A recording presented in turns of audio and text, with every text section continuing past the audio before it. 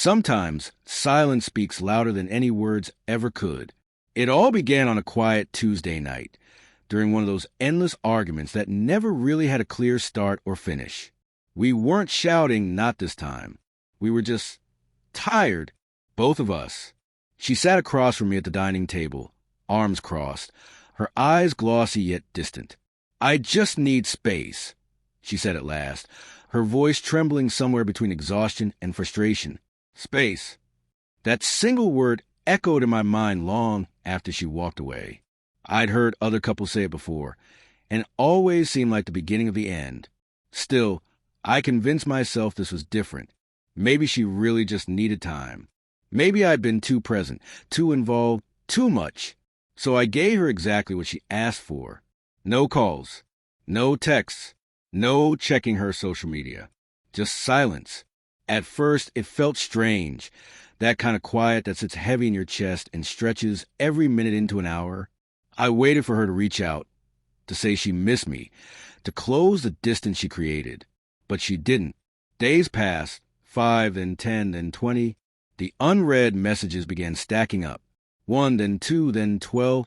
By the 87th, she was at my door. Her hair was tangled, her eyes red. "Why didn't you answer me?" she cried, her voice shaking. I just stood there, frozen, watching her unravel right in front of me.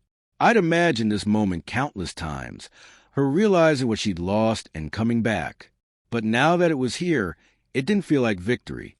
It felt empty. "I thought you needed space," I said quietly. "So I gave it to you." Her breath hitched. "You weren't supposed to disappear," she sobbed. "I just needed time to think, not to lose you." But that's the thing about space. Once you step back far enough, you start to see things differently. In her absence, I finally saw what our relationship had turned into. Me always chasing, her always running. Every argument ended with my apology, my effort, my fight, while she measured my love by how much I'd endure. This time, I hadn't chased, and that scared her. She stepped closer, clutching my arm. "You didn't even care to ask how I was doing," she said, her voice cracking. "You didn't miss me at all?" I looked at her, the same woman I'd once moved mountains for, and for the first time, I saw how uneven it all had been. "Of course I miss you," I said softly. But I finally realized that missing someone isn't the same as being needed by them. She turned away, pacing, trying to make sense of my calm. The silence between us wasn't charged with anger anymore. It was final, and she felt it too. "I thought you'd fight for me," she whispered. "You always did before." I took a deep breath, feeling those words settle heavy in my chest. "That's exactly why you stopped valuing me," I replied. "You got comfortable knowing I'd always fight for something you kept walking away from."